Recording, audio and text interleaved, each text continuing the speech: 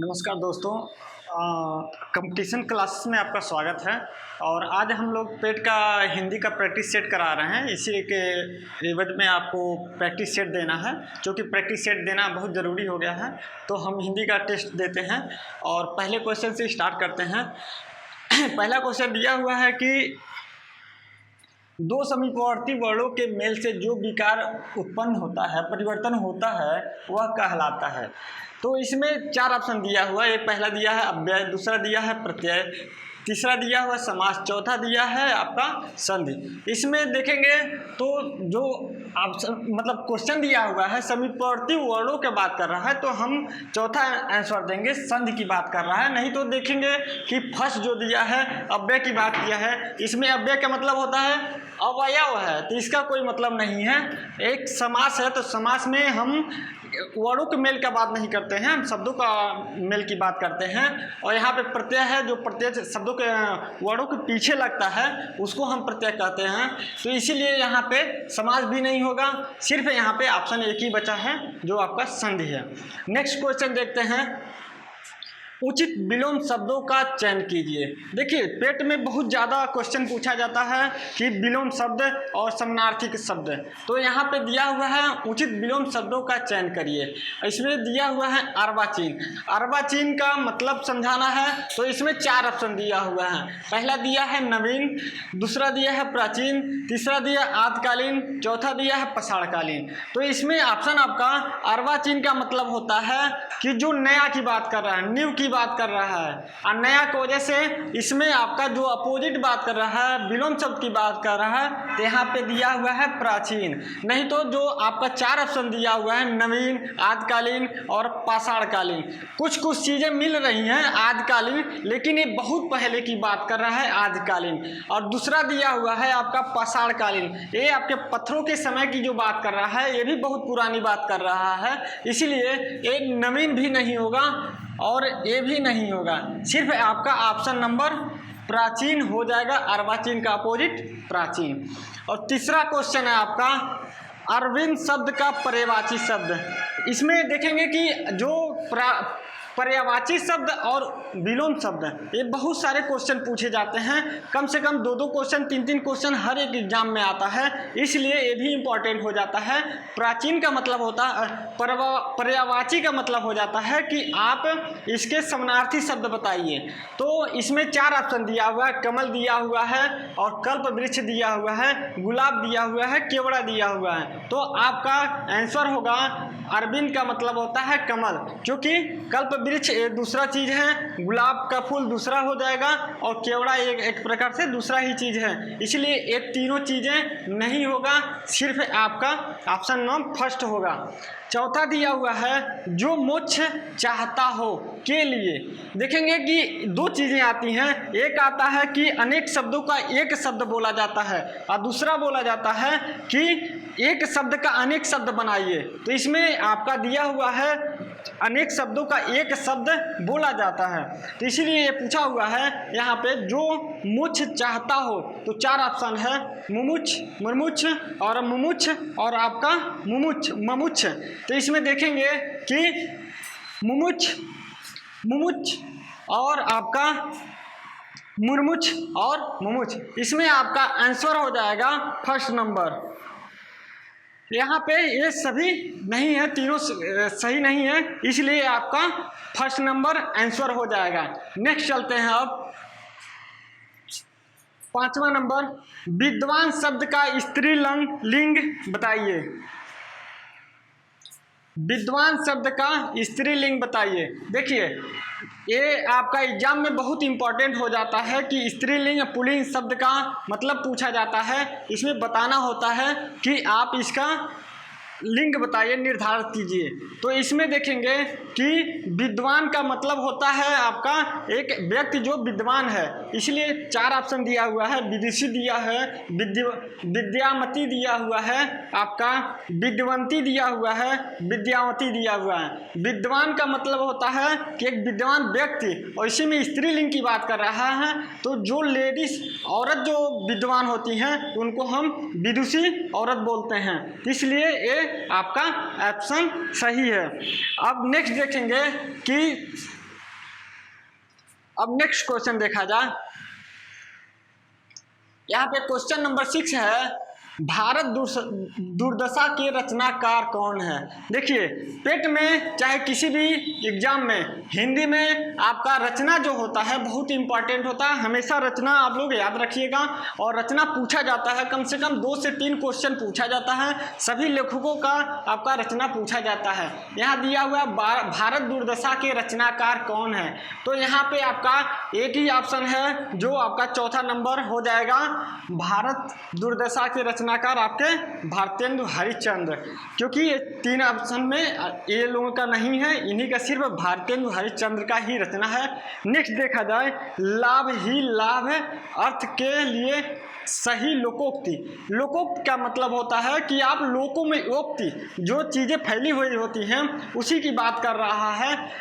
तो इसमें देखेंगे 4 ऑप्शन दिया हुआ है। 5 उंगलियों में घी में होना, नेकी कर और कुएं में डाल, 5 उंगलियां बराबर नहीं होती, नेकी और पूछ पूछ के। तो यहाँ पे लाभ ही लाभ का मतलब होता है बहुत ही ज़्यादा लाभ, आप चारों तरफ से लाभ प्राप्त करते हैं। तो यहाँ पे दिया हुआ है 5 उंगलियां घी में, तो आपका आंसर फर्स्ट हो जाएगा। नहीं तो 5 उंगलियां बराबर नहीं होती, इसका तो कोई वैल्यू ही नहीं है। नेकी कर और कुएं में डाल, इसका दूसरा ही अर्थ निकलता है, और आपका नेकी और पूछ पूछ के, इसका भी मतलब दूसरा होता है। तो नेक्स्ट देखेंगे हम लोग कि शुद्ध शब्द छांटिए। देखिए शुद्ध शब्द का मतलब एक प्रकार से देखा जाए कि हमेशा 2 से 3 क्वेश्चन पूछा जाता है शुद्ध और अशुद्ध में। तो आप लोग को एक बात ध्यान रखना है कि शुद्ध शब्द को हमेशा पढ़ के जाना है एग्जाम देने के लिए, और आपको कम से कम 2 से 3 क्वेश्चन मिलेगा। इसमें देखा है दिया है पहला ऑप्शन अभ्यस्त, दूसरा दिया हुआ है अभियस्त, तीसरा दिया हुआ है अभ्यस्त, और चौथा दिया हुआ है अभ्यस्त। तो यहाँ देखिए कौन सा गलत है कौन सही है। यहाँ दिया हुआ है अभ्यस्त है, तो यहाँ थ नहीं होना चाहिए, इसलिए ये गलत हो जाएगा। और अभ्यस्त की वजह से ये गलत है आपका। और दिया हुआ दूसरा अभियस्त, ये अभी नहीं होना चाहिए था, इसलिए ये गलत हो गया। तीसरा चौथा देखेंगे अभयस्त, ये भी आपका गलत है। यहाँ पे जो तीसरा ऑप्शन हुआ है अभ्यस्त, ये अभ्यस्त होता है, न कि अभ्यस्त होता है। तो ये ऑप्शन सही है आपका। नेक्स्ट देखेंगे निम्नलिखित में से वर्तनी की दृष्टि से शुद्ध शब्द है। देखिए वर्तनी भी होता है, इसमें शुद्ध शब्द छांटना होता है, तो कम से कम 2 से 3 क्वेश्चन हमेशा पूछा जाता है, इसलिए आप लोग को बहुत ध्यान देना है इसमें क्या क्या है क्या क्या नहीं दिया हुआ है। तो यहाँ दिया हुआ है पहला ऑप्शन अनुसंगिक, दूसरा दिया हुआ है आनुषंगिक, तीसरा दिया हुआ है अनुसंगिक, और चौथा दिया हुआ है अनुसंगिक। तो आपको इसमें से बताना है। तो देखिए अनुसंगिक, यहाँ दिया हुआ आनुषंगिक, और तीसरा में आपका अनुसंगिक। तो आपका जो आंसर होगा सेकेंड नंबर का होगा अनुसंगिक, और इसमें से जो चीज़ें हैं ये सब तीनों गलत हैं, इसलिए आपका सेकेंड नंबर आंसर सही है। नेक्स्ट चला जाए।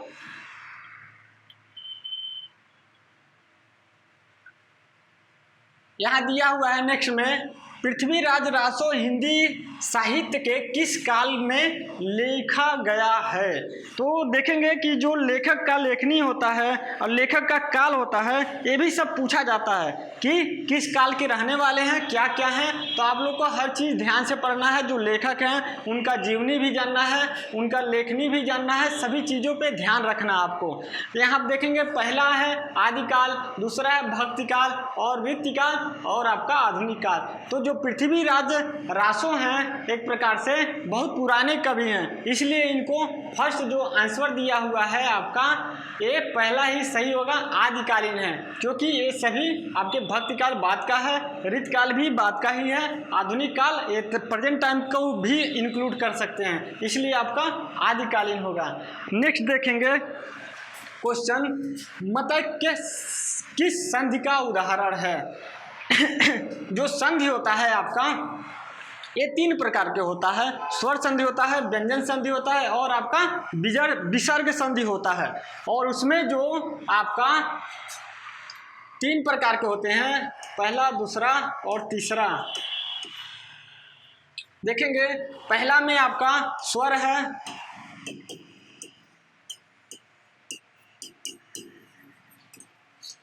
दूसरा है व्यंजन संधि, विसर्ग संधि। इसमें आपका 5 प्रकार के संधि प्राप्त किए जाते हैं और इसमें आपका दोनों एक प्रकार से अलग अलग संधियां हैं। तो आपका स्वर संधि में ही आपका मदक क्या आता है, इसमें देखेंगे इसमें भी 5 प्रकार के होते हैं। तो ये आपका वृद्धि संधि हो जाएगा। जब आप लोग विस्तृत इसको पढ़ेंगे तब जाके जानकारी होगी, आप इसको अच्छे से जानकारी प्राप्त कर सकते हैं। नेक्स्ट में हम लोग इसको वीडियो लेकर आएंगे। आपका देखेंगे कि नेक्स्ट क्वेश्चन जो है ई और आ या किस संधि में इस प्रकार की वर्णन होता है। देखेंगे जो स्वर संधि होता है इसमें 5 प्रकार के संधि पाए जाते हैं। दीर्घ संधि, गुण संधि, वृद्धि संधि, आपका यड़ संधि और अयात संधि। इसी में आपका आता है यड़ संधि, उसी का एक मेल होता है, आपका ई और आ मिलकर या होता है। इसमें आपका 3rd नंबर जो आंसर है सही है। नेक्स्ट चलते हैं, आँख का अंधा नाम नयन सुख लोकोक्ति सही अर्थ चुने।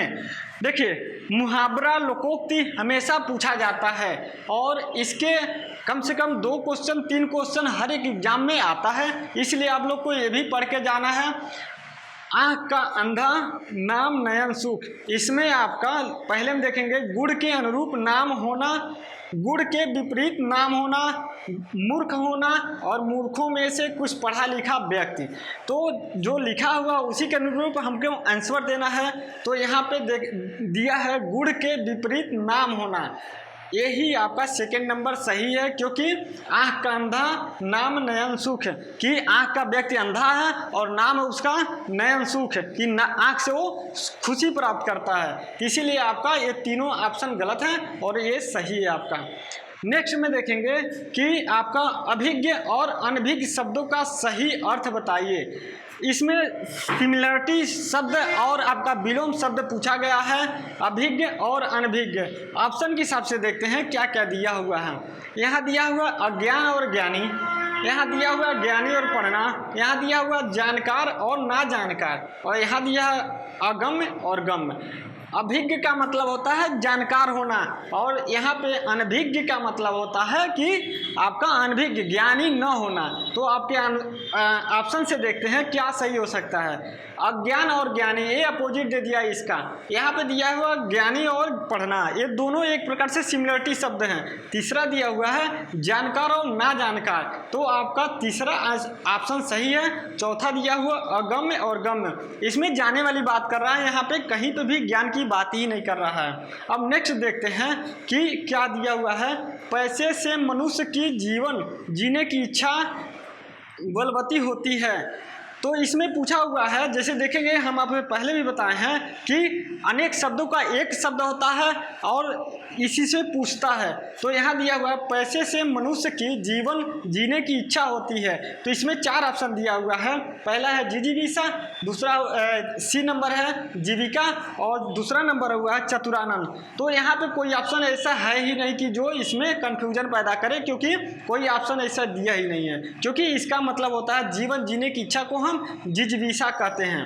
तो हमारा क्वेश्चन खत्म होता है। और अगर ये क्वेश्चन आपको पसंद आया हो तो इसको लाइक कीजिए, सब्सक्राइब कीजिए। नमस्कार।